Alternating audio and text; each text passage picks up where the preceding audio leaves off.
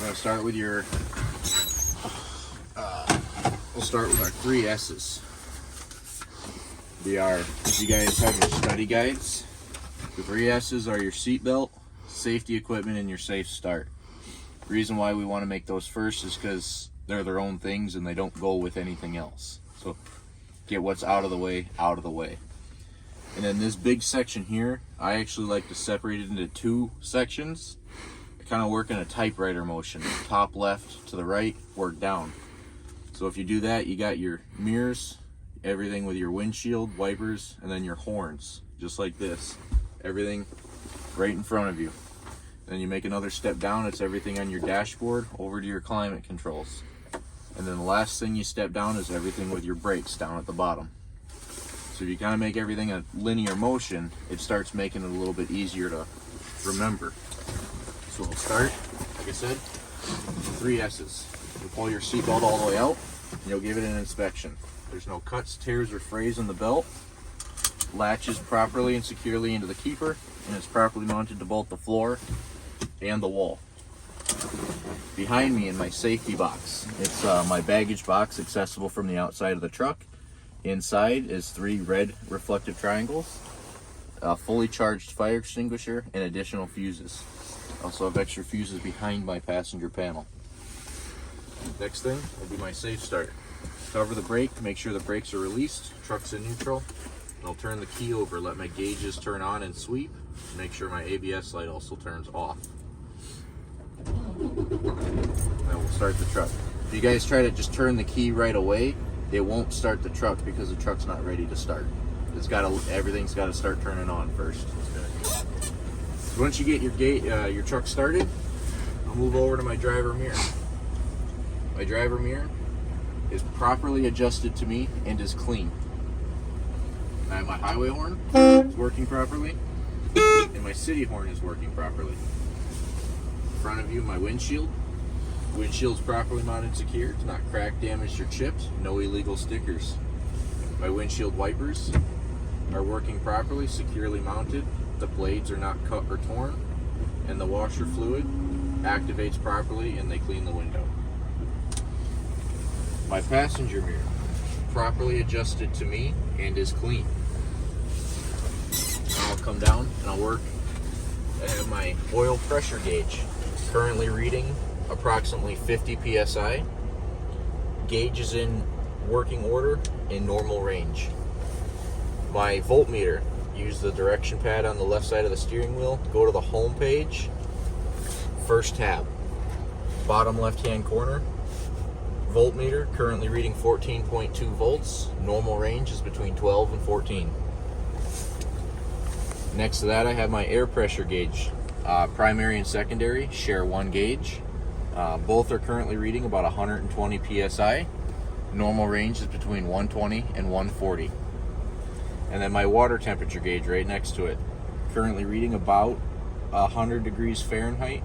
That will continue to rise as the engine warms up. Normal range is approximately 180 degrees. When you're looking at your gauges, you want what is it, which gauge, where is it currently at, and what should it be? What is the normal range? Those are the 3 things you're looking for. Okay. Next, I have my left turn signal, and I have my right turn signal. Both are working properly. Turn my headlights on. My low beams, indicated by the green light, are working, and my high beams, indicated by the blue light, are working properly. Go ahead and turn those back off. And then my 4-way flashers, both of those are working properly. Check my heater and defroster, turn it to the dual setting, turn the blower all the way up. My windshield defrost is working properly and blowing hot. And then my floor heat is also working properly and blowing hot. Turn that back down. Then now I have, step back down, now I have my brakes. So now we're on section 4 of 4. I'm going to do my parking brake test. So I'm going to test my tractor first by releasing the trailer. Truck in drive, and then we're just going to give it a tug. Good. truck brake is working properly. You don't need to keep sitting there romping on it, just one good tug. Now I'm going to test the trailer by releasing the tractor, and then same thing, just give us a nice tug. Good. Both of my parking brakes are working properly. Now, I'm going to explain my service brakes test. This is the only part of the in-cab you don't actually perform, you just explain how you would do it. So to test for my service brakes, I would pull forward ahead at approximately 5 miles per hour, and I'd give the brakes a firm, even pressure, firm, even brake. Come to a complete stop, I should not move to the left or to the right. If I do, that's an indication there is something wrong with that brake, and my ABS light should not stay on. Now, I'm going to get out and chalk my wheels. The wheel chocks are in the safety box, again on the driver's side here. It's accessible by the latch handle just inside the door. You guys don't have to get out for this. All you're going to do when you do it is just chalk the front and back of one of the drive tires. Okay.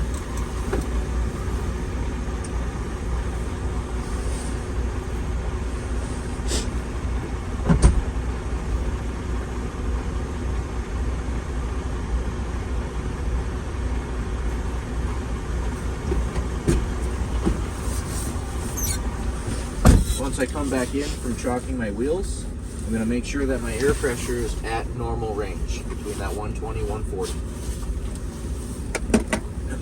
Once it's there, I'm going to turn my truck off. Then I'm going to turn it back to accessories so my gauges and computer's working. And then I'm going to release my brakes. What we're doing now is we're doing our labs test. These stickers should be in every one of our trucks, so you can always reference back to it if you're having a hard time remembering.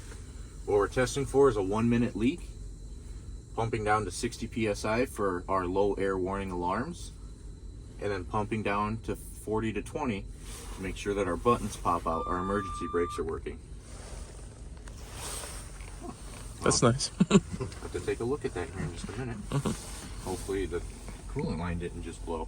Or freeze. So what I'm going to do is I'm going to get a timer out and ready. Timer, stopwatch, whatever you want to use, as long as you can get down 1 minute. So once my air stabilizes, I'll push down my brake nice and firm, and then I'll start my timer for 1 minute. I've already kind of explained what I'm doing. I'm holding the brake for 1 minute, making sure that I do not lose more than 4 psi in that 1 minute. While you've already explained it, now you got 50 seconds to wait. I like to run back through and make sure I haven't forgotten anything so far. So you got your 3 S's: a seatbelt, safety equipment, safe start. Driver mirror, horn, windshield, wipers, and fluid with my passenger mirror. I got all 4 of my gauges. Got my left, right signals, my high and low beams, and then my 4-ways. And now I checked the defroster. I did my 2 tug tests for the trailer and the tractor. And then I did my service brake explanation, chalked the wheels. Now I'm sitting here for 1 minute. Still got 15 seconds to go. You're just watching the gauge and listening for any little air leaks.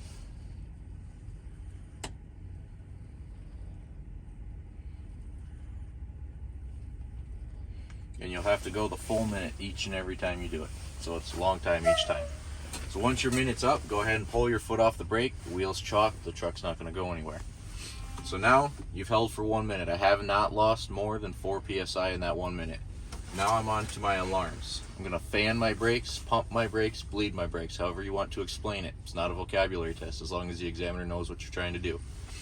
I'm going to pump my brakes down to approximately 60 psi, at which time my low air warning alarm should come on. So the sound is my audio and the dash light is my visual. Both of my alarms are working properly. Now I'm going to continue to fan my brakes down to approximately 40 to 20 psi, at which time my buttons should pop out.